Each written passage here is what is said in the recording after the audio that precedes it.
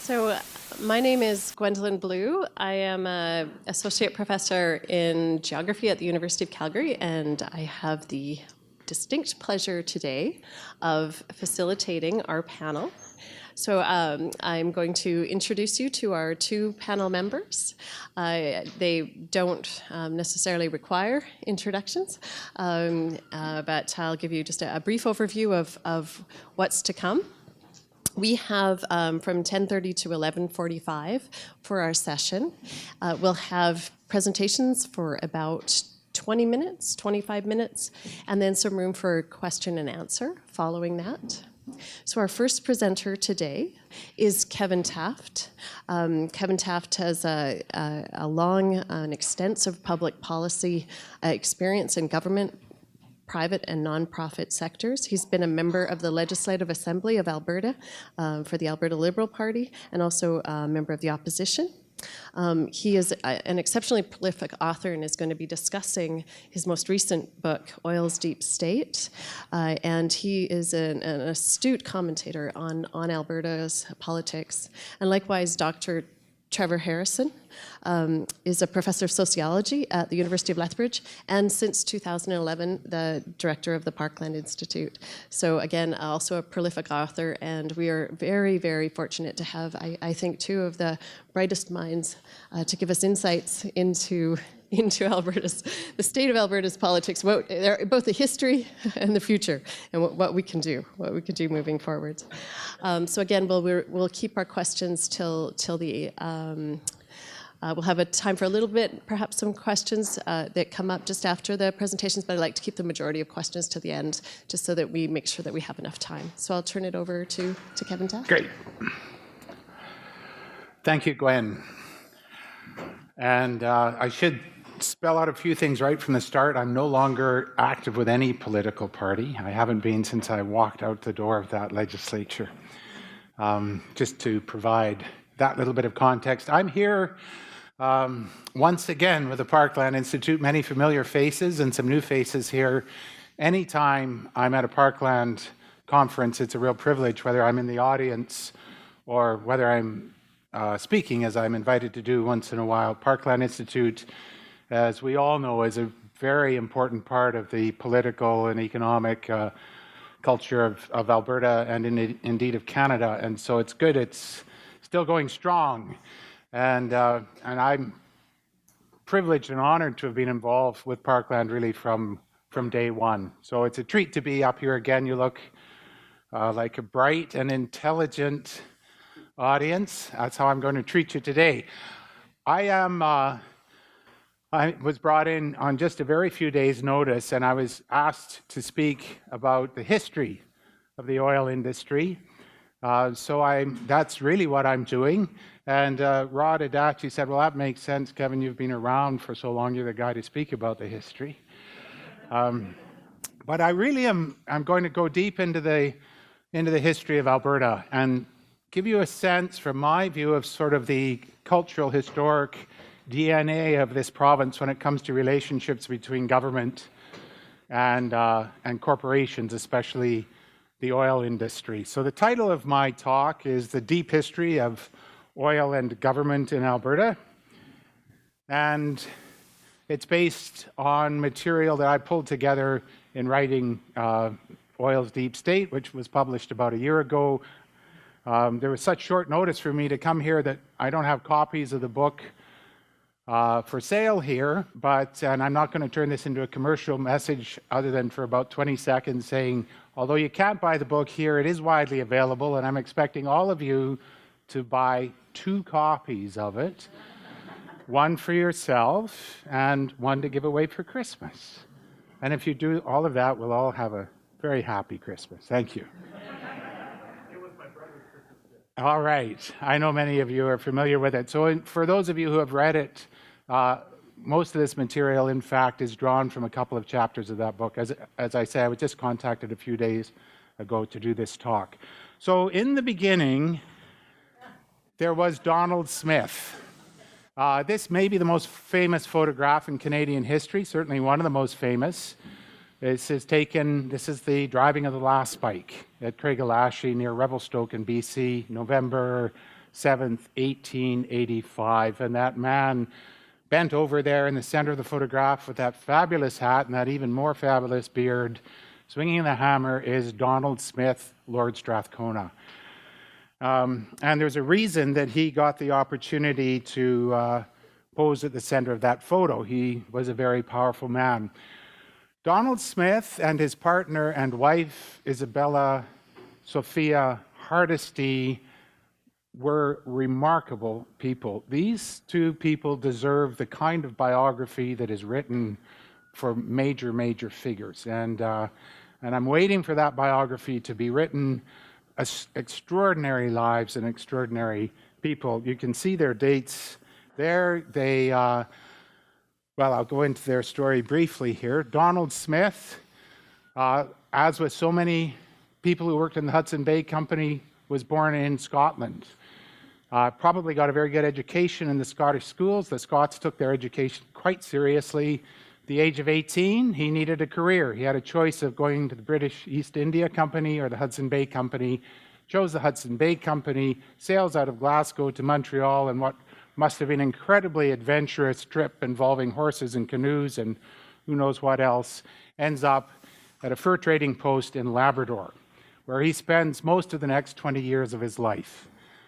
At that point, the Hudson Bay Company, and I think this is not insignificant to know, because the Hudson Bay's history is very much Canada's history.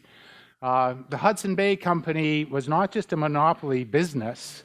Anything that you wanted to trade into the vast, vast land of all of Western and Northern Canada, an area considerably larger than Europe, you had to go through the Hudson Bay Company. They didn't just trade furs, they traded guns, blankets, clothing, pots and pans, the whole basis of the Hudson Bay department store. But they were also the government. Effectively, they were the only European presence throughout much of what is today Canada for a couple of centuries or more. They issued their own currency. They policed things as much as they could. They issued contracts. And right from the start, government and business was essentially merged. That's at the core of Canada's DNA. Isabella Sophia Hardesty stumbles almost literally, so the story goes, into Donald Smith's life. He's this young man out in the fur trading post in Labrador, and this is how I picture the door to his little trading office flings open. This woman walks in. She's actually fleeing an abusive relationship. She's got a young baby and a very unattractive or very difficult marriage or relationship. They weren't married. She seeks refuge in this trading post. One thing leads to the next. They fall in love. They spend the rest of their lives together. This was no ordinary woman. She was not from the cosmopolitan centers of London or New York. She was born in Moose Factory, which is still a town or a settlement in existence on the shores of James Bay. But she wasn't just born into any family. She was born into the wealthiest and most powerful family within the employees of the Hudson Bay Company, the Hardesty family, after whom Hardesty, Alberta, is named. She had 6 brothers, including 2 who became chief factors of whole regions of the Hudson Bay Company, one operating out of Fort Edmonton in the middle years of the 1800s. So I just want to describe 2 strands, this sort of double helix of DNA. One strand is the political strand. Donald Smith, born into a poor family in Scotland, has a remarkable political career. 37 years of his adult life, he's in one form of political office or another, ranging, and you might notice in the dates here, some of these actually overlap. In those days, you could be an MLA from more than one region at the same time, or you could be an MLA and a member of Parliament. He was at times aligned with the Conservative Party and at times stood as an independent.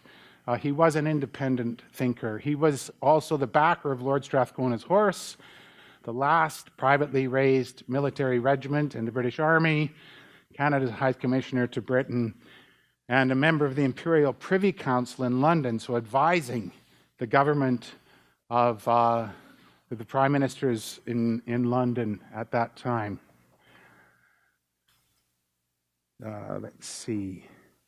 But he was also an immensely powerful corporate figure. So this is the second strand in this double helix.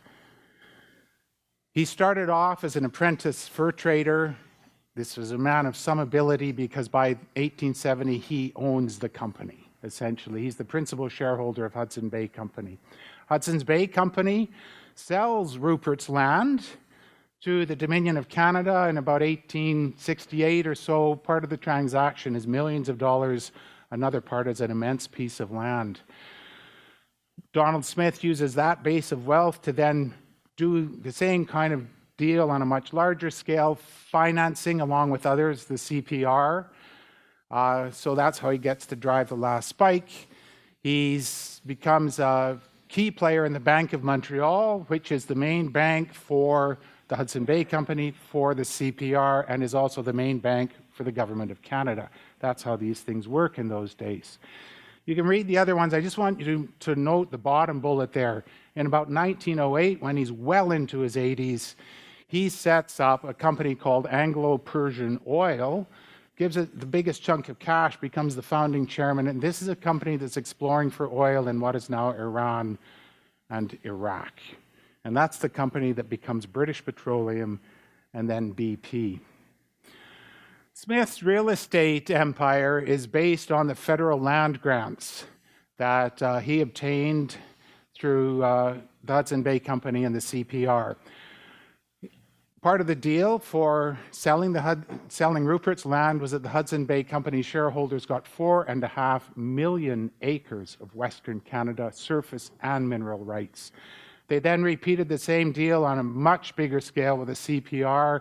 The CPR was granted surface and mineral rights for 25 million acres of Western Canada. So that's larger than many British or many European countries. And these mineral rights are still crucially important today, and you can track how they trade through the corporate dealings and operations of Canada. And some of you will remember some of these dates. I don't think anybody here is going to remember 1926, but the Hudson Bay Company spun off Hudson's Bay Oil and Gas. Some of you will remember that company name. In 82, sold to Dome Petroleum. In 88, Dome, with all these lands granted by the Government of Canada, was sold to Amoco. And in 98, in the largest corporate merger in the history of the world to that point, Amoco merges with British Petroleum to form what today we call BP. And those lands that BP runs in Alberta are straight out of that heritage from the Hudson Bay Company. On an even bigger scale, the CPR land rights. The CPR sets up, and this, just the very title here gives you a sense of how they thought of themselves as quasi-government. They had their own Department of Natural Resources in 1912, which they converted in 58 to Canadian Pacific Oil and Gas, restructured as Pan-Canadian. Some of you remember the name Pan-Canadian in 1971.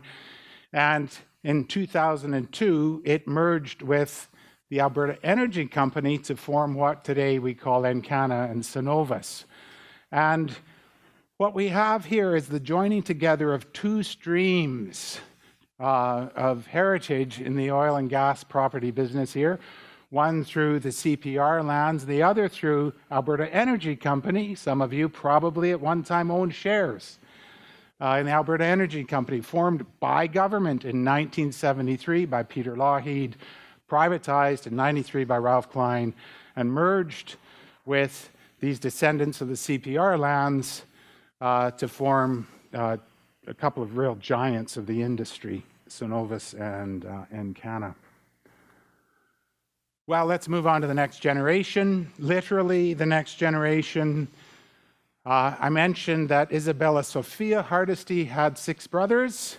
One of them was named William. He married a woman named Mary. William and Mary had a daughter named Isabella Clark Hardesty. Isabella Clark Hardesty, born on the shores of Great Slave Lake, spent her early years in the subarctic. These are remarkable, remarkable women and men and remarkable life stories. Eventually, because she's a Hardesty, they want her educated. She spends some years in Red River Settlement and then goes off to Montreal to live with Uncle Donald and Aunt Isabella in their mansion. She then rides the CPR. It's not even finished. Steps off the train in Calgary. I'm filling in a few blanks here, but this is essentially how it worked. She goes to church one day in Fort Calgary. It's basically a collection of tents. She meets a young lawyer from Ontario who's just arrived, no more than a suitcase, a few dollars in his pocket, and a letter of introduction. His name is James Lougheed, son of a carpenter. They fall in love. They become an extraordinarily important couple in the history of Alberta business, Alberta government. Again, these two strands of our DNA. James Lougheed, this political strand, at the age of 35, he's appointed as a senator. I'm sure it doesn't hurt that his uncle is Lord Strathcona, who's essentially financed the CPR for Sir John A. Macdonald. James Lougheed, though, is very talented, very ambitious, highly energetic. He becomes Conservative Party leader in the Senate for many years, federal cabinet minister. In those days, senators became cabinet ministers quite routinely. And with his wife, Belle, who had spent some of her teen years in the family mansion in Montreal with Uncle Donald and Aunt Isabella, so she had tremendous talents and skills and so on, ran what you may know today as Lougheed Historic House. It was called Beaulieu Mansion, which they built, and it became a center of business and social life in southern Alberta. So that's their political roles. But James Lougheed, very much like Donald Smith, had this other strand, completely merged in their lives. There was no effort, no need to separate them. I'm not sure they even took off their hats to switch from one side of the desk to the other. James Lougheed became, very shortly after landing in Calgary, the solicitor for the CPR in Calgary.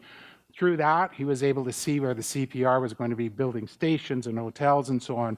Quickly figured out if you bought the land around these sites, when they announced the station was going to be built, the value of the land went up. He went from having a few dollars to being a millionaire within about 5 years through that. At one point, James Lougheed owned so much land in Calgary in 1915 to about 1918, he paid over half of all the property taxes paid to the city of Calgary. He owned the Calgary Herald, which some of you will say, well, yeah, that explains a few things. And importantly, he was one of the key investors that brought in Turner Valley.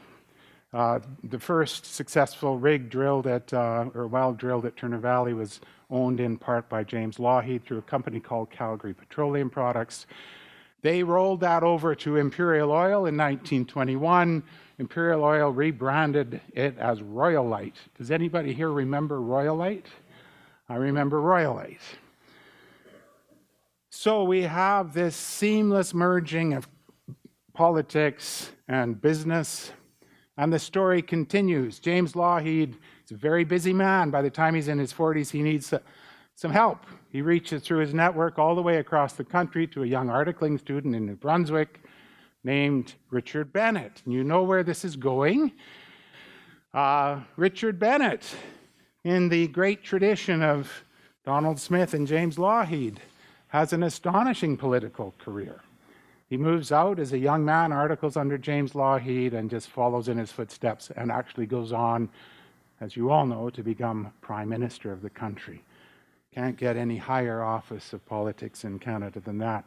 But all through that same process, he is working the business side of things. He's a partner with Lougheed. Bennett Jones, a well-known law firm, is founded by R.B. Bennett. They did have a falling out later in their lives. He was a crucial player in Calgary Power, which today we call TransAlta. And he was also one of the investors in Calgary Petroleum Products, which brought on Turner Valley. So the saga continues, and all of you know who the next character is going to be, I'm sure. Peter Lougheed. Peter Lougheed grandson of James Lougheed. And Peter Lougheed has a very interesting boyhood because James Lougheed dies about 1926. He has this vast amount of real estate, among other businesses, but the Depression hits in 1929. By about 1934, the whole empire collapses. And the city of Calgary repossesses the great mansion that had been, where royalty and prime ministers and so on had all stayed. The city of Calgary has to repossess that mansion for unpaid taxes. And Peter Lougheed, and I describe this passage in my book. Somebody happened to bring it here. Peter Lougheed, as a little boy, witnesses the auctioning off of his grandparents' furnishings and carpets and library and so on. And I think that probably has a real impact on him. Nonetheless, Peter Lougheed, of course, becomes one of the most powerful premiers in the history, not just of Alberta, but of Canada. And he uses government to advance the oil industry. He doesn't, he holds the industry to account in a way that no other premier does. Nonetheless, it's very much a merging of government and the oil industry. So Syncrude would never have been developed if it hadn't been for Peter Lougheed directly investing large amounts of public money. The same with Nova Chemicals, indeed the entire oil sands industry, and Alberta Energy, just as a short list of examples. So my point here is that corporate Alberta has very, very deep roots in government soil. If you walk around downtown Calgary and there's the big tower for Encana, that beautiful big curving office tower, or there's the headquarters of Syncrude. Well, actually, you won't see Syncrude headquarters in Calgary, but the headquarters of Husky or TransCanada or Encana or any of many other companies. All of those companies benefited from very active government intervention. Some of them spin directly out of, effectively, of government creation. And all of them have had immensely close ties with government. Of course, that relationship goes both ways. So our public institutions share that same DNA. There's a double helix here. There's two strands here. So this very, I did not know when I did this that we would be standing in the Suncor Theatre delivering this talk. This university, 98 years ago, 2020, the university president personally recruited a man named Carl Clark to come to Edmonton to start figuring out how to separate the oil from the sand and the bitumen. And Carl Clark and a young research assistant named Sidney Blair set up, I think it's in that direction, set up a lab in the basement of that old power plant building. I used to go there as a grad student to drink beer. And it always tasted a little oily somehow, I don't know.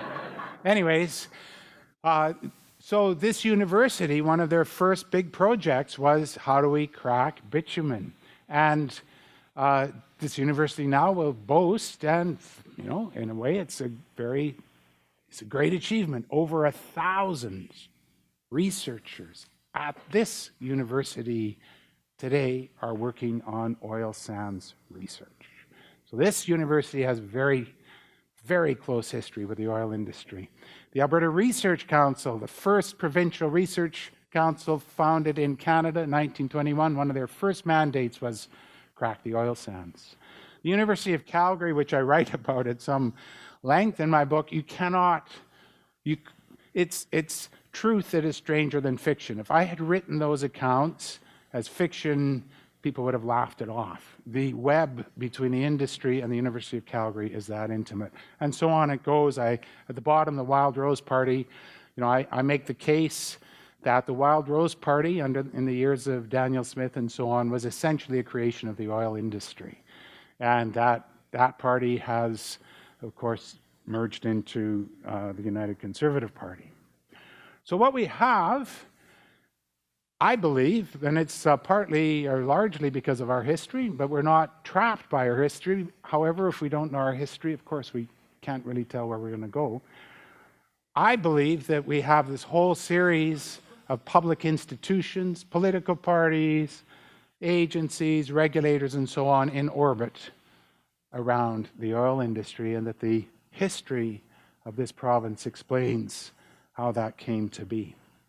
So that's a glimpse of the historical basis of what I call oil's deep state in Alberta. And that is the end of my presentation. Over to you, Trevor. Do you want this? You might need this here. No, I'm going to wander around with this. I'm a wanderer, just kind of inveterate wanderer here. Had I actually known that I was going to have to speak after Kevin, I might have said, well, I'm not going to show up today because I knew I'm just going to, be, chopped liver after that. That was fabulous, Kevin. And if that book has not been written, I think that should be your next book because that is a great, great story. Are we set to kind of roll here? Do we have a little...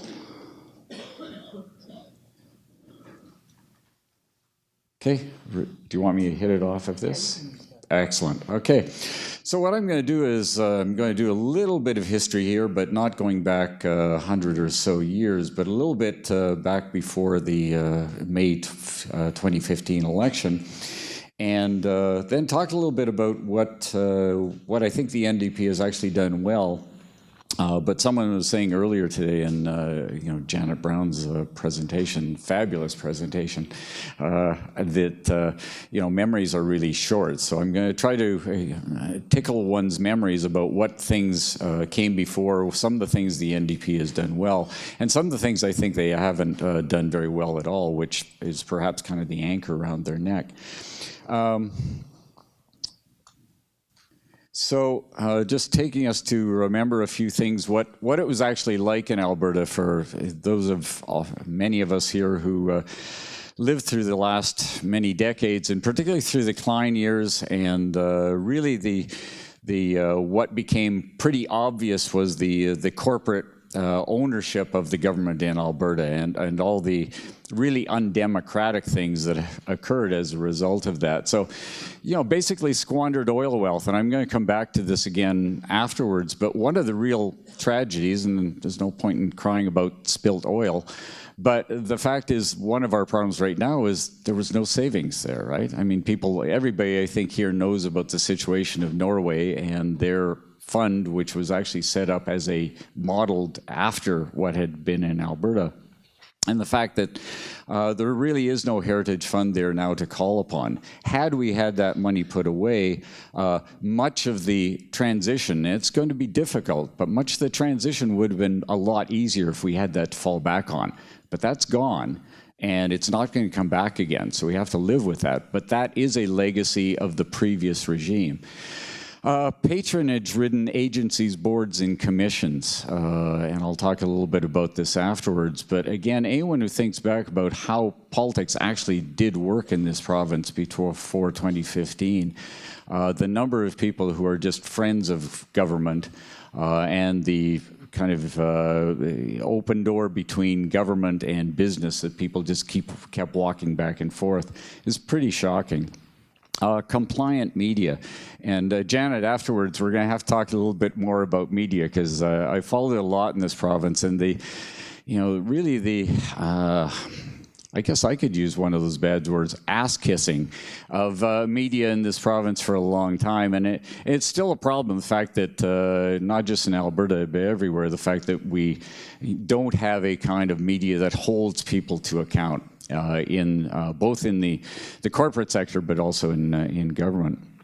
Wild West political financing. This is something that I was on and doing work on for I don't know how many years. I at one point had collected all of the documents for political contributions in this province. It is a massive stack, and unfortunately, of course, the There was no government agency that actually put the stuff together, so you had to go through it yourself, and this is back to the age when computers were not as efficient as now, to try to figure out who was actually donating money, and it was pretty shocking. I mean, I can tell you right now that there was large oil companies that when I went through the lists, I would see $20,000 from this company, $20,000 from this company, $20,000, all to the governing party. And no wonder they had just millions and billions of dollars all the time. It got actually worse than that, because then when you went through the individual list, what you saw was that the CEO of the company, besides the company giving it, the CEO would be giving it. And then there might actually be a spouse of the CEO was giving money. It was just rampant, the amount of money that went from corporations to government, and in turn, government keeping royalty rates really, really low. So this was a real sweetheart deal that went on. Secret contracts to government friends. And we still don't have as good accountability as this as we should. But basically the argument here was, well, this is a private company, and even though they're getting public funds, you can't find out what they're being contracted for. And auditor generals would regularly write about the fact that we don't have the data for what's going on. But this is the way that a kind of patronage system operated. Again, revolving doors between government and corporations, and constantly threatened valued social programs. So every time, and we saw this earlier today, Janet Brown's presentation about how do Albertans feel about various programs, and lots of support out there for, at least on the surface, for health and education, less so for social services, I have to say, unfortunately. But when push comes to shove, it's, well, no, we don't have a revenue problem. It's always cut, cut, cut. And we saw that repeatedly. So that was kind of the world before 2015, and what's sort of happened since. Well, and this is the one I especially like. Things came crashing pretty quickly. Some of you may actually remember within, talk about just terrible, terrible luck. I mean, within a matter of months, actually, the price of oil dropped down to $28 a barrel, right? Now, we do seem to be also heading pretty bad direction that way, but even if it comes back up, part of the problem here is that this is not really the future for Alberta, and we have to think of a way of properly transitioning out of an economy that is rapidly disappearing before our eyes. So why is the NDP struggling? Well, there's a lot of things. These are just a few ideas that I have. One is just simply bad luck, the fire and world events. One of the things about oil, and because we've trapped ourselves into being a single resource economy for so long, is that in terms of oil, the price of oil, we've always been takers. We're not price setters. We're too small for that, and so it goes back decades, right? You remember the OPEC crisis in the early 1980s. OPEC starts to cheat on everything. Everybody thinks the price of oil is going to go up over $100 a barrel in dollars at that time, and suddenly it crashes because they start cheating on production, and so we have no control over it, right? So there's a lot of things that the NDP just simply can't do. High expectations among supporters, and I can remember the euphoria after May 15th, and people were thinking, well, it's a whole new world here. We're going to be doing all of this.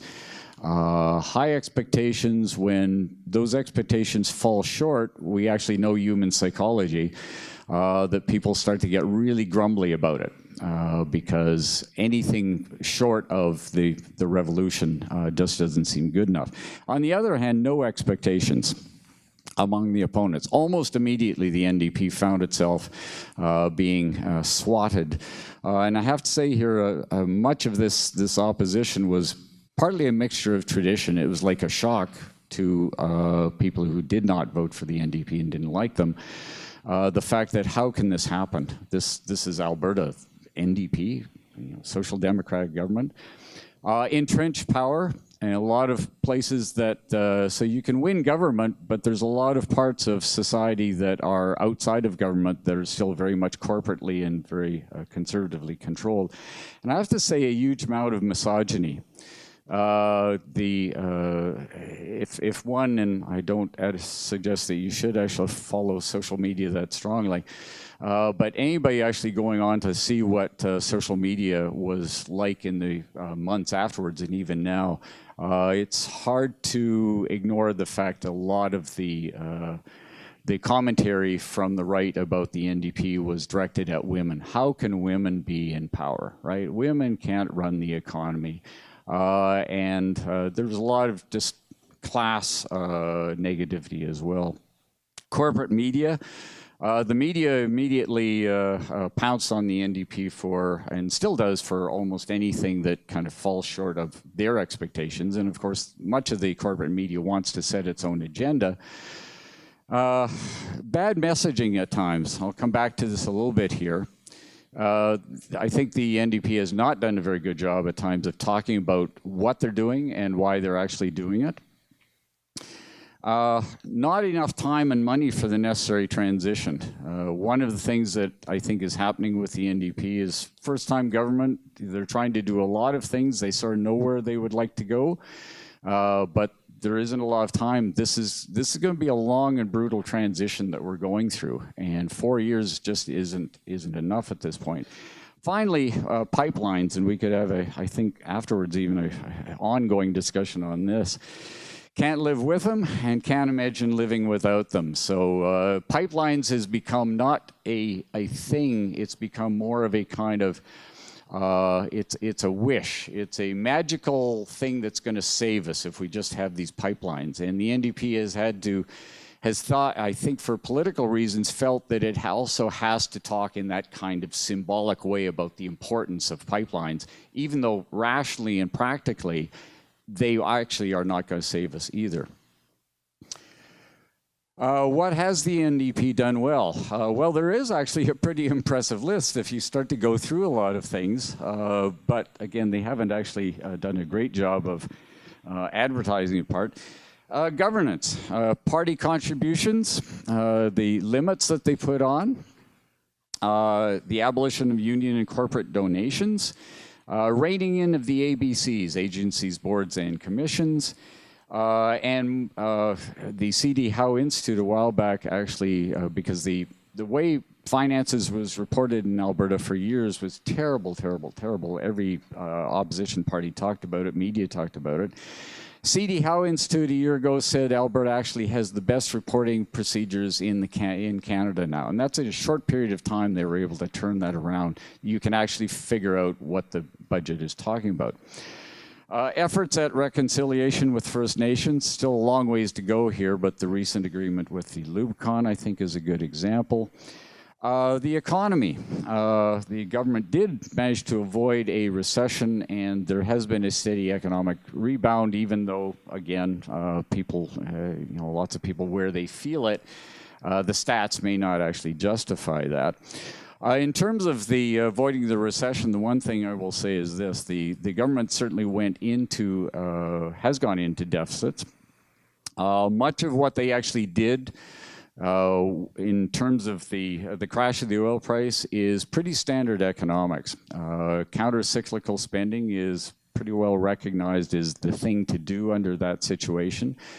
Had the government actually done what some people on the right were suggesting, that you need to cut, you have a problem, you can't run at a deficit here, I think the recession would have been, we would have seen a really made in Alberta recession that would have been totally crippling. I do not think we would be even on our way to getting out of it now. So what the government has begun to do is to kind of clamp down on some spending, because presumably we're starting to come out.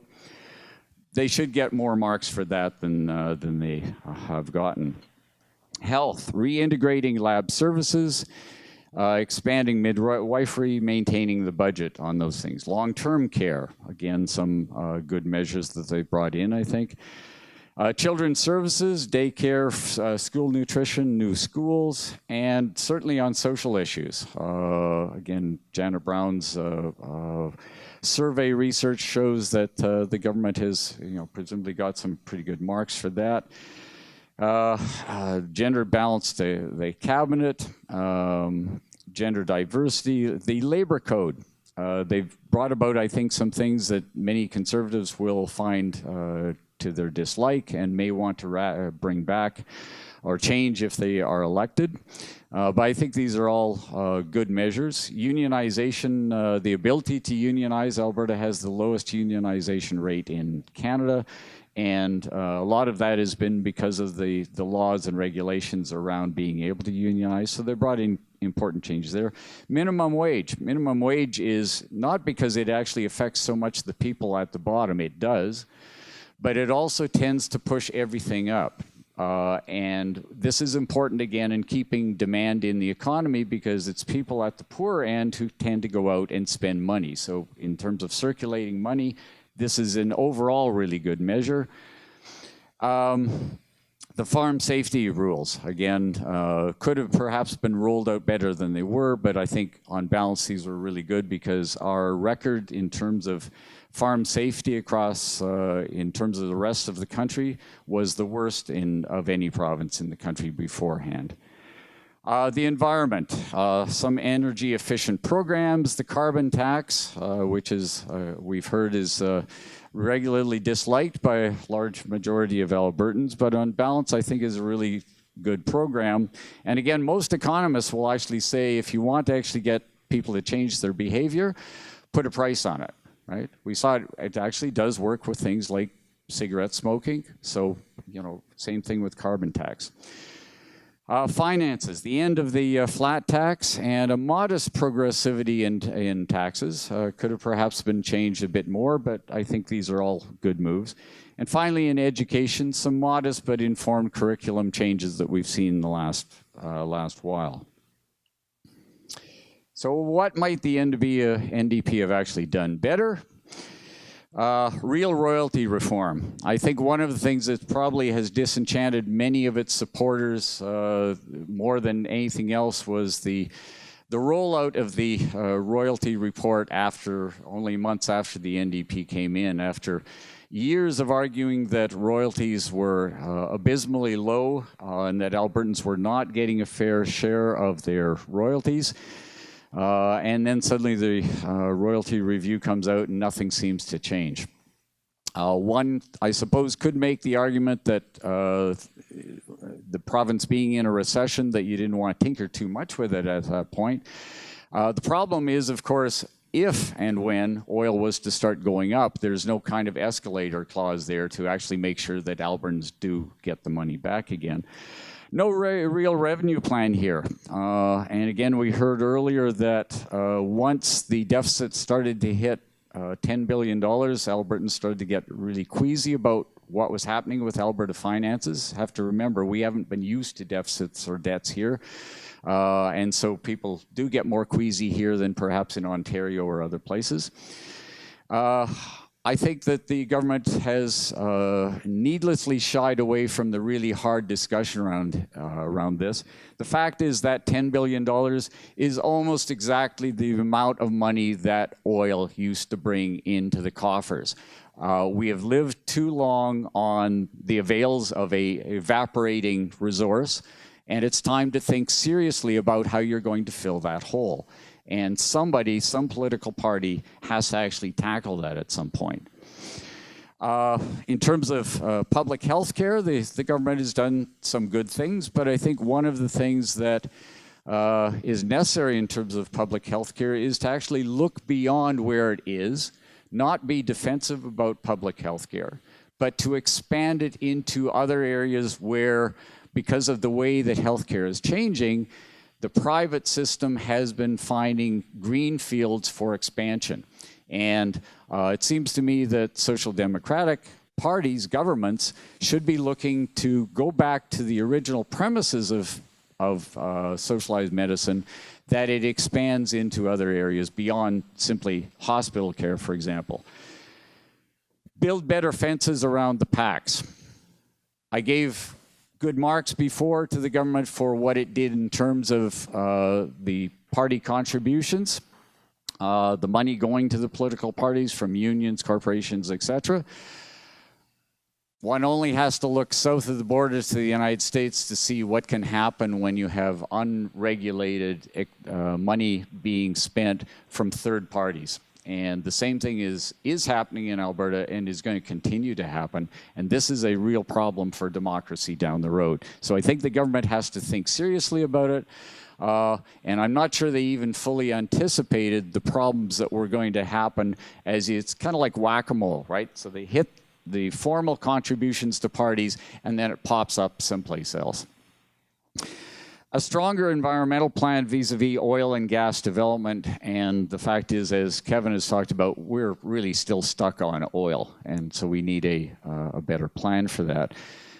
And finally, I think that the government has actually failed in a lot of ways in terms of its communications. I said many of those things that in some ways the government could have got some credit for, but a lot of people don't know about that. They kind of go out there, it's like, okay, we have a great plan here, a great policy, we're just going to throw it out there and someone will pick it up and realize it at some point. But part of being in government is to be able to communicate. The other part of that is I think that in the midst of kind of fear, anxiety, anger, which again is not just located for Alberta, but in Canada, the United States, around the world, there's a lot of anxiety about where the world is going. People know big changes are happening. They want to know how it's going to be dealt with, and they want to see where we're actually going. You know, what's the plan and what is the end game here? And I think the NDP, as a lot of governments, have not done a very good job of actually explaining that.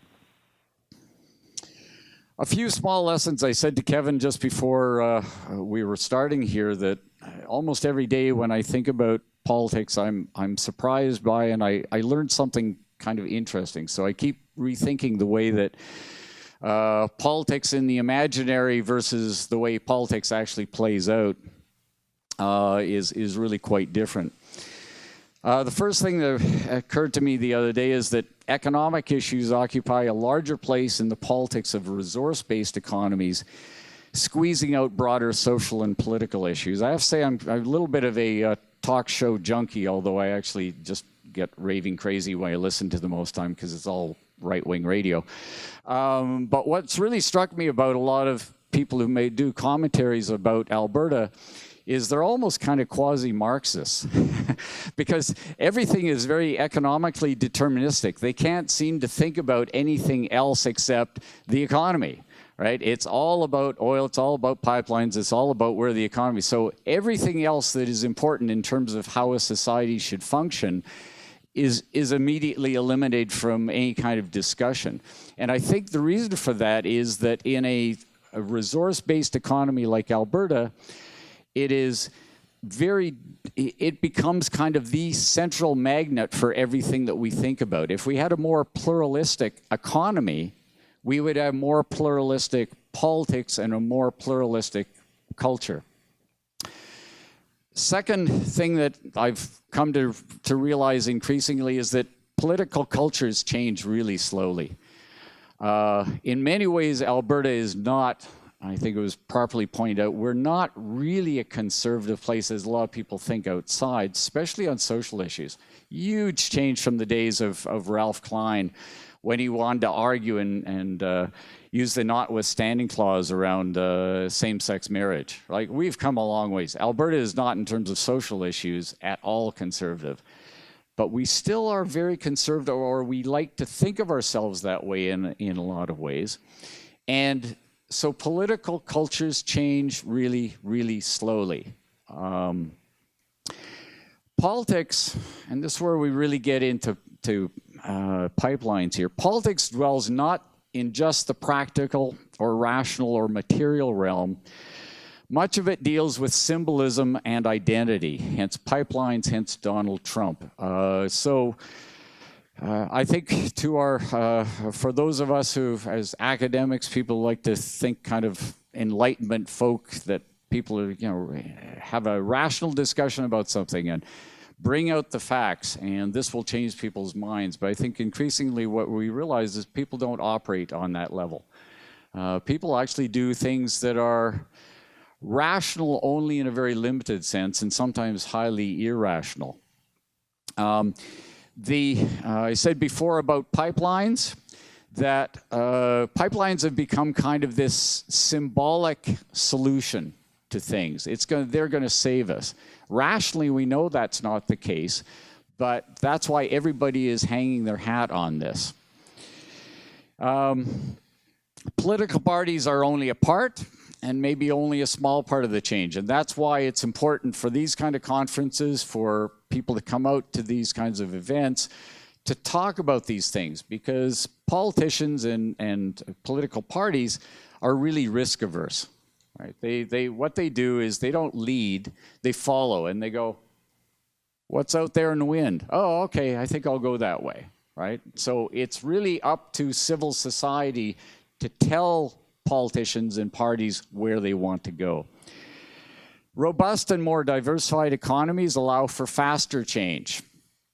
Ours has not been a very robust economy, and so it's going to be really difficult. And finally, reactionary forces can always find reasons to go backwards, ignoring change, and this is the really looming possibilities. So you already hear people saying that, if it would be great if we just went back the way elect the UCP and things will be really good again.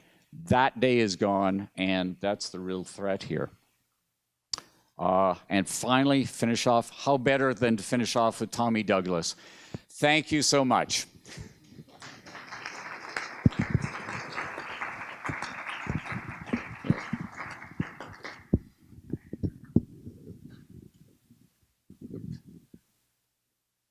Probably going to fall.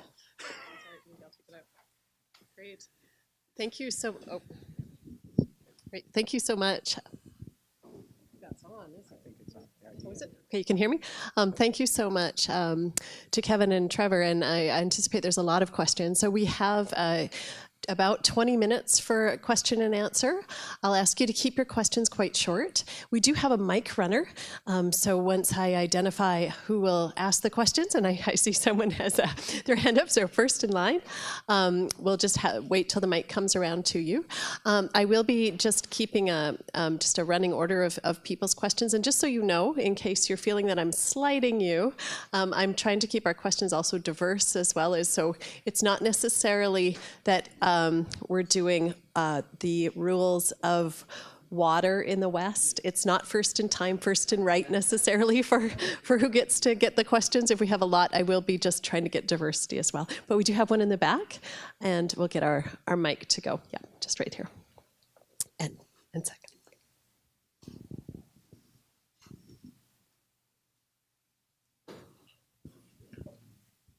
Thank you both. Hello? That's on. Is it? Okay, thank you both for presentations, really awesome. I'm originally not from Alberta, so the history was awesome.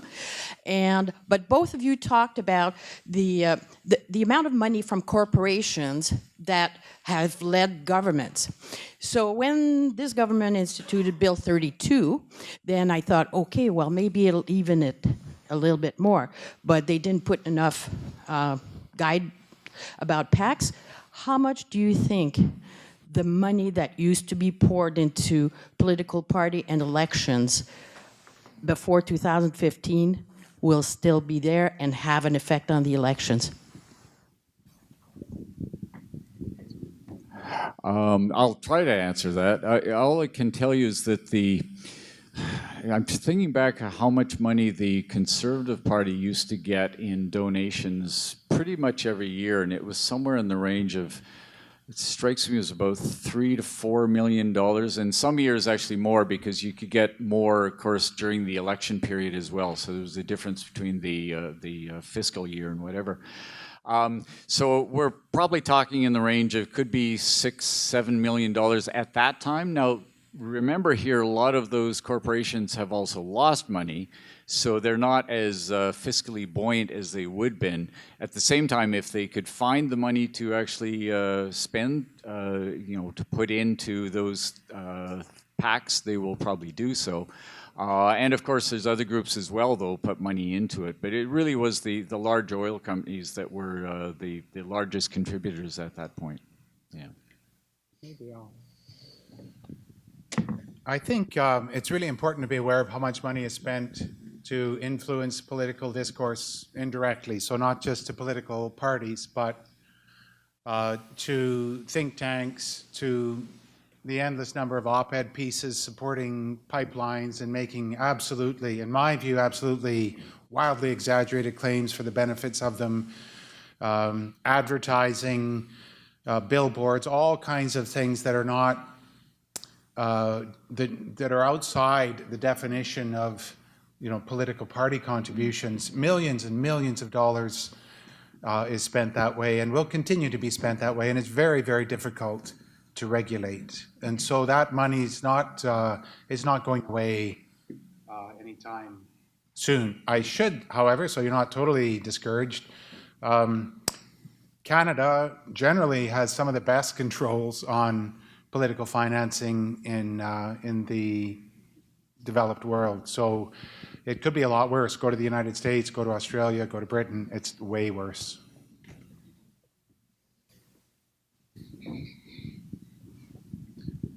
Yeah, thank you both. Trevor's good point about they didn't advertise, the NDP didn't get their messages out. And so this leads to the point that the Alberta NDP has prepared to finance up to $1 billion partial upgrading research so that the bitumen will not have to be diluted, it'll float on water, and it'll be less dangerous to the environment.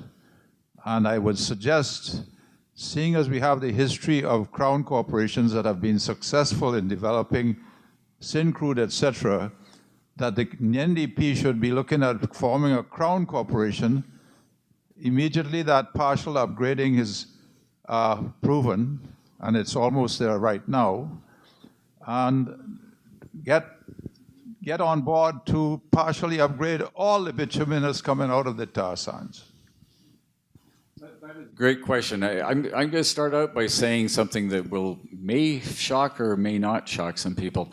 Actually, what has gone on in this province for going back to the Klein years is a civil war within the Conservative Party. And the civil war was between the Lougheed Conservatives and, at that time, the Reformers. And the UCP is kind of the offshoot of the Reform Party. The NDP, in terms of you think that civil war, I think the NDP is actually very much the Lougheed Conservatives. So I think had Lougheed been around today still, all of the kind of measures in terms of social issues, Peter Lougheed be in favor of it. Remember, Peter Lougheed was the one who put a lot of public investment, as Kevin's talked about, into developing the oil sands and everything else. And the idea of doing upgrading in Alberta is a very Lougheed kind of idea.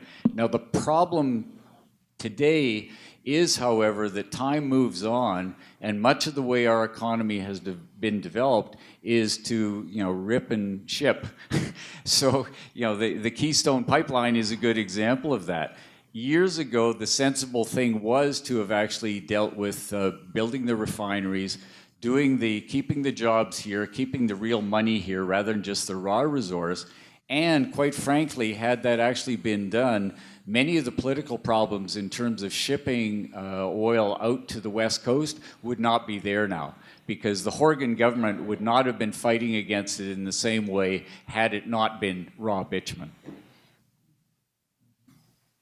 Hi there, my name is Mark Workman. I have a question for Kevin. Really appreciated the presentation. It's not a history that I know a lot about.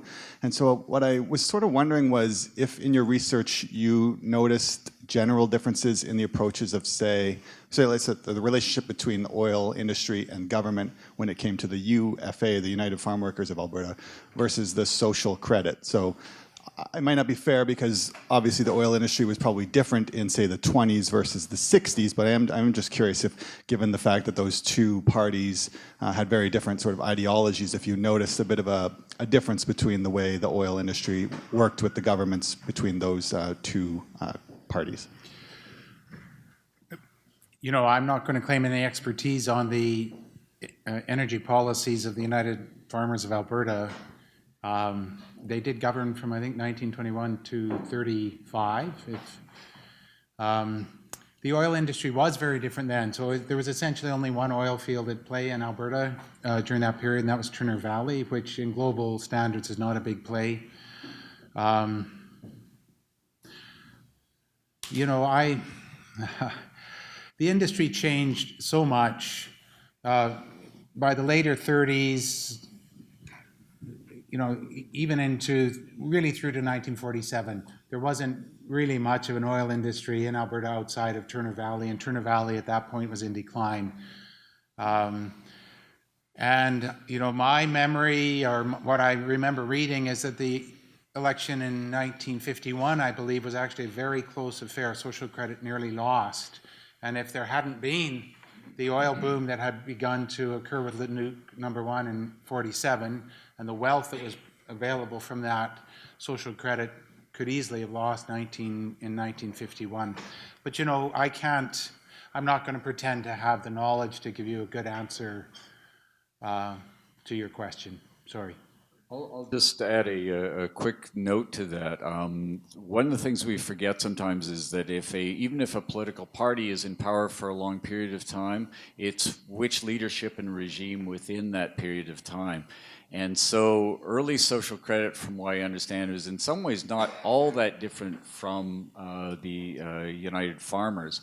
A lot of the people just flipped over. The big change in Social Credit was Aberhart to Manning. And Manning was much more pro-business. And of course, at the same time, all of a sudden we have Leduc come in at the same time as Manning is now only a fairly recently becomes premier. That's the big change there. And so as oil takes off under a very, very conservative leader of Social Credit, I think that becomes part of the dynamic here. Hi. Trevor, you mentioned compliant media. As a former journalist, I'm interested in if you can expand on that, what you mean by it, whether you see it as a localized problem that's specific to Alberta media, or whether this is more of a national or a broader problem, and where you see the situation now. Is it getting better? Is it getting worse? Great question. Well, of course, so in this province, we only have really one newspaper now, right? I mean, everything has been so consolidated and amalgamated. So the Edmonton Journal, Calgary Herald, the same paper. Back years ago, during the Klein era, the editor at the time with Calgary Herald, King, actually apparently went into his office leading up to an election and said, we are totally on side with the Klein government here. We will write absolutely nothing that is opposed to this government. And that, when you have really a kind of monolithic media stream, we have lots of hopes, of course, about the escalating kind of other forms of media. But again, lots of small media chains are disappearing. We heard just yesterday about View Magazine disappearing.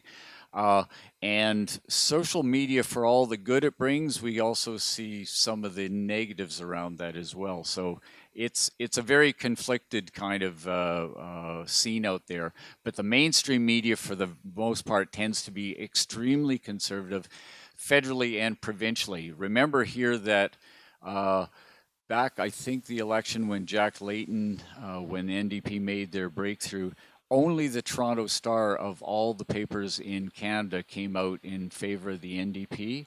And that was like a first, because they'd never done that before. So the media tends to be highly, highly conservative across this country. Can I just wade in briefly? I think it's not just a compliant media, I think it's a weakened mainstream media. And just to give you a quick story from my own experience, I was elected to the legislature in 2001. There were full-time television crews with the reporter and camera operators assigned to the legislature. The Ledge Gallery bursted with reporters. By the time I left, because the mainstream media was in such crisis, there were 2 or 3 print media reporters assigned to the legislature only while it was sitting. And the television investigators, who at one time had been so important, it amounted to a cameraman being sent to meet you somewhere, he or she would shoulder the camera and read the questions. There was no investigation happening at all. So it's not just the compliant media, it's a profoundly weakened mainstream media. I'm so happy that I got out of bed to come here.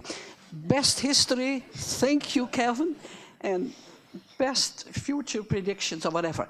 What caught my attention in the end, Trevor, was that you gave a very good, I'd say quite a balanced overview of what the NDP has done and maybe not yet done. And I think you mentioned how they could improve. There were several points. And in my memory is standing out what you said, they don't communicate well, not even about the good things they do, and they should be communicating, they should speak to the anxiety. Now, can you quickly tell us how we can handle that and how we can go back to the NDP and say, hey, talk about the anxiety and become maybe more charismatic or whatever. Alberta has had lots of charismatic leaders, so what are you really saying? What should the NDP do to speak about the anxiety? Is it the end of the world and that they are not listening to the carbon tax being such a rational solution? Can you elaborate on that? Yeah, it's often said that politics is local, but I do think politics is very much personal. And I do think that, the NDP has rolled out, as I showed, a lot of policies on things. And I think they gave a lot of thought to policy. But that's kind of an academic exercise of how we're going to get from A to B without too many bumps here. But I do think that that kind of emotional kind of gut thing to speak to people is where people actually live their politics. And it was said earlier about Donald Trump going into, say, decaying steel towns, even though he hasn't got a clue and probably had never met a steel worker in his life. But he's able to kind of say, well, empathetically, I know you've lost your jobs, etc. I think that's what good politicians do, and I think it is actually something the NDP needs to do better. Not just describe rationally, here's a great policy and how it's going to help you, but really get in tune with, this is where you live. I understand this emotionally. I'm just mindful of time. We have about 5 minutes left, so we have 2 people signed up for questions, and just a reminder to keep your questions short so we have enough time for everyone. Okay. This is for Mr. Taft. I read your book this summer. Thank you. It was awesome. And you were just speaking before about it's not just about political parties being influenced by the oil industry, but it's all the outside institutions too, like policy schools. And even the other day in the news, there was an investment fund manager speaking out about lack of action on pipelines. I guess my question is just, it seems to me that we no longer have democracy, and is it safe to start saying that we kind of have a new system of governance that I've heard the word corporatocracy? Is that kind of what's going on now? I'm not prepared to give up on democracy. Certainly there's an imbalance in the power structures and an imbalance in the political discourse. But, I sometimes ask myself, would I rather be here speaking at a conference in a public facility in Canada or trying to raise an issue in Saudi Arabia, for example? There's just a profound difference. We have this heritage. We have a tremendous heritage of democracy. And it's a fight. It's always going to be a struggle. It was a struggle. It always is. It always has been. It always will be. We have to rise up to that struggle. But we do have some of the institutions still, some of the opportunities, whether it's the courts or for all my concerns about the universities, the Parkland Institute is an example. Political parties that can be reinvigorated, reclaimed. So we can't, in my view, we can't give up on democracy. If we start saying, well, democracy is over, whoa, that's a very frightening thing. If we say democracy has been captured and we're going to reclaim it, that's an inspiring message. But to say democracy is over, that frightens me. I'll stop there. Thanks. Thanks both, and I'm interested in how we as Albertans fit into the bigger world and how our politicians and our media lead us in some of those goals, specifically the Sustainable Development Goals. Canada signed on to them. The deadline is 2030.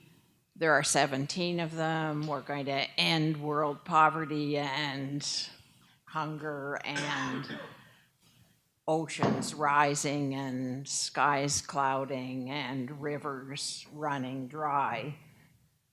I don't hear any of those even hints that Alberta is part of that bigger world. And I wonder what's wrong. You know, I have some views on that. I think that Alberta's hitched to 20th century technology. It's got an old, it's an economy that will phase out. I think change will be driven into Alberta. I do not expect Alberta to lead the change towards a sustainable and renewable energy system. Although I will give credit to the New Democrats for phasing out coal and greening the electrical system. Change is going to be driven into Alberta through economic and political forces that come from California, that come from Europe, that come from outside.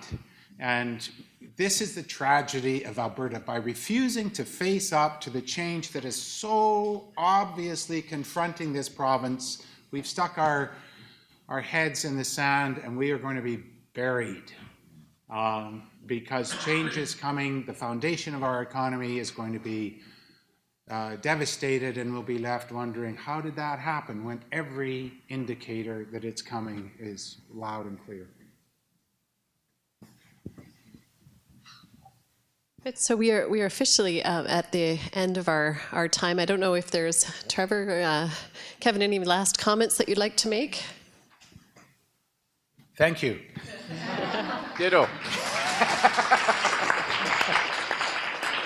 So I want to say just a thank you to our speakers. It was a very lively and informative talk. Looking back to look forward, I think, is very, very important. History is one of my favorite subjects. So here we have some chocolate to keep you warm in our cold. It's always cold in Edmonton. Seems warmer in Calgary. I just want to say just a couple things. Sorry, just some housekeeping. Lunch will be served in room 17, so you can follow the crowd to get there. But I've been asked just by the organizers if you could allow our technical staff and our volunteers to go first because they are going to be needing to set up for the next session. And then anyone who has accessibility issues, so and our elders, please. So just be respectful to allow those people to go first, and then finally the rest of us can go. So thank you everyone for attending, and I wish you a very good lunch, and we'll see you back at 1 for the next session.